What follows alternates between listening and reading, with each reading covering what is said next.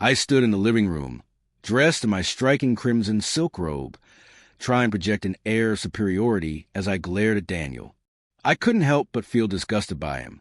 He was pathetic, too dependent on me, too weak to stand on his own. My words cut through the silence like a knife, each one meant to remind him of how little I thought of him. I had been looking for a reason to feel superior, and this moment felt like the perfect one to remind him of his place. But Daniel wasn't who I thought he was.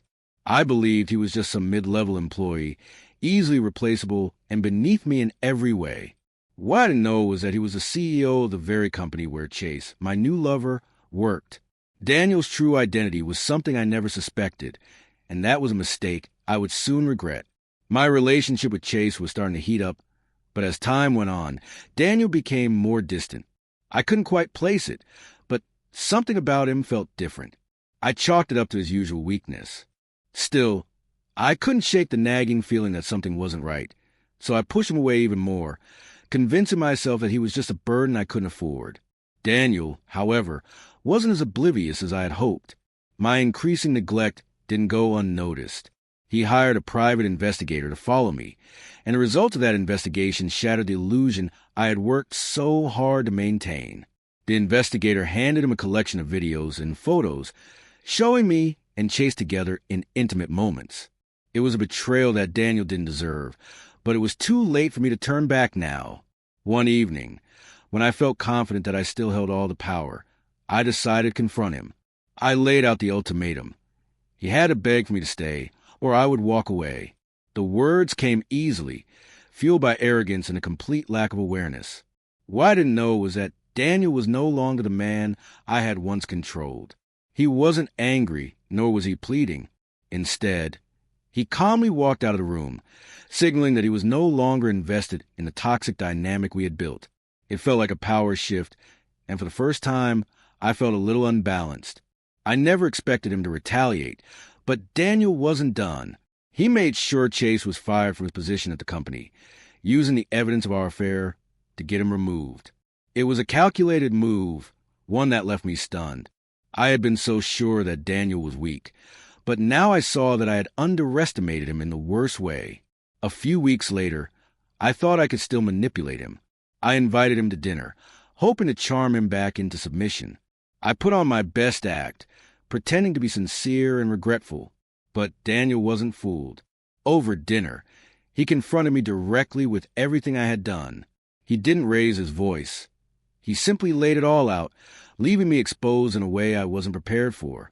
My charm had no effect, and for the first time, I realized just how much power he had reclaimed. After our breakup, I tried everything to get him back. I resorted to emotional manipulation, even resorting to public outbursts, hoping that something would draw his attention. I was desperate, frantic, even, but nothing worked. He remained distant, indifferent to my displays of desperation. It drove me crazy, knowing that I had lost my hold on him. Then came the unexpected claim. I showed up at his new apartment one day, telling him I was pregnant with his child. It was my last-ditch attempt to regain control, to force him to come back to me. But Daniel wasn't moved. He told me that if I was serious, he'd need a paternity test. He wasn't going to fall for my tricks anymore. I thought it was just a formality, but when the test results came back, the truth was laid bare. Daniel wasn't the father. The realization hit me like a ton of bricks. He knew everything. My lies, my manipulation. It had all come to light, and there was no going back. I tried to salvage what was left, but it was too late. With the evidence of my deceit in hand, Daniel took swift action. He filed for divorce, and I had no choice but to accept it. I thought I could drag things out, make it messy, but he was resolute. He refused to fight for anything I had once thought I could hold over him. There would be no financial settlements, no drawn-out battles over property.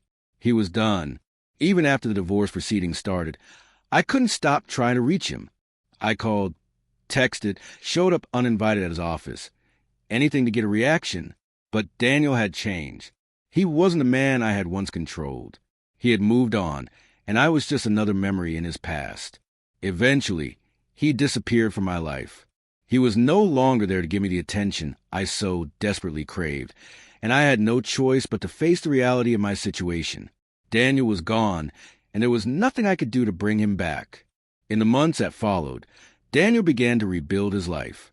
He found peace, something I had never thought he would achieve. He threw himself into his work and began making new connections. I heard rumors about him spending time with a woman who was warm, calm, and everything I was not. She was the antithesis of everything I had been, and it hurt to think about. Despite everything, Daniel didn't remain unscathed. The emotional scars from our relationship lingered, but he had emerged stronger. He had learned valuable lessons from our time together, lessons I had no intention of learning. He moved forward, and I was left to confront the reality of what I had lost. As time passed, I could see Daniel slowly evolving into someone unrecognizable. He had always been the one who would cave in, the one who would let me control the situation. But now, he was a man of resolve. His confidence had grown. It was clear that the man I had once known, the one I thought I could manipulate, was gone. Daniel had changed for the better, and even though I hated to admit it, I saw the strength he had found in walking away from me. I, on the other hand, was spiraling. Without him, I felt empty. The chaos I had so carefully cultivated in our relationship had been my only source of power. But now, without him to feed my need for control, I was left to face my own shortcomings. My attempts to distract myself with new people, new drama, and new lies only deepened the hole inside me. I kept reaching out to Daniel, hoping for a response. Any response. But he had already shut that door. It hurt more than I had anticipated, and I was left with the bitter realization that I had burned every bridge.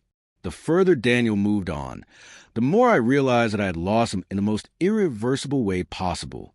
I had expected to have some sort of hold over him, but I was met with indifference, and it was eating me alive.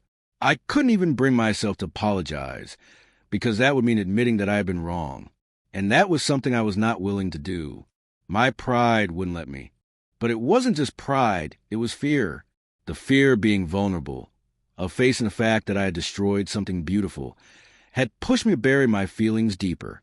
I kept telling myself that I was better off without him, but I knew deep down that I had lost the one person who had ever truly seen me for who I was, for better or worse. Daniel had moved on in ways that surprised me. He wasn't just healing emotionally, he was thriving. I heard from mutual acquaintances that he was more focused on his career than ever, and there was even talk of him taking his company to new heights, something I had once scoffed at when he had talked about his ambitions. He had found new friends, new passions, and it was clear that he was no longer the man I had once dominated. One day, I heard through the grapevine that he was seeing someone new, a woman named Mia, I think. She was everything I wasn't, calm, kind, and confident in ways I could never be. The contrast between us was striking. I could never be the woman she was. That reality stung more than I was willing to admit. I would see them occasionally, and each time I saw the way Daniel's eyes softened when he looked at her. It was the same look he had once reserved for me, and it made me sick to my stomach. I wanted that look back, but I knew I couldn't have it. Not anymore. He had moved on, and it was because of me. The truth hurt, but I knew it was deserved. I tried to keep up appearances, going out with friends and acting like I was perfectly fine. But each day felt like a reminder of how hollow my life had become. Without Daniel, my world felt empty, and no matter how many distractions I sought, they never filled the void. Then, there was one last attempt at closure, one that I regretted almost instantly.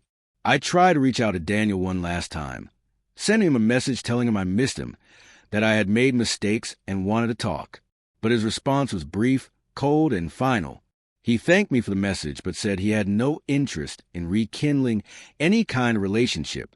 There were no bitter words, no anger, just a simple acknowledgement that he had moved on, and so should I. That message was the final nail in the coffin.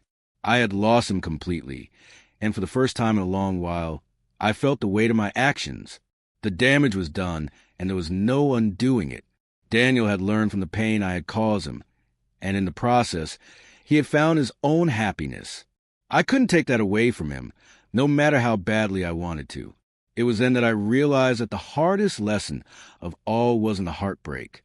It was a realization that I had been the one who destroyed something beautiful out of selfishness, and that, in the end, I had no one to blame but myself. Daniel's strength and resolve were inspiring in a way I couldn't deny. He had taken the wreckage of our relationship and built something stronger from it. While I was left to pick up the pieces of my shattered ego, he had moved forward with grace, no longer shackled by the past.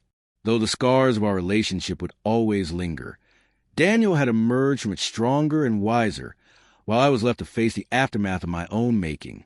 In the end, I understood that his growth came from my betrayal.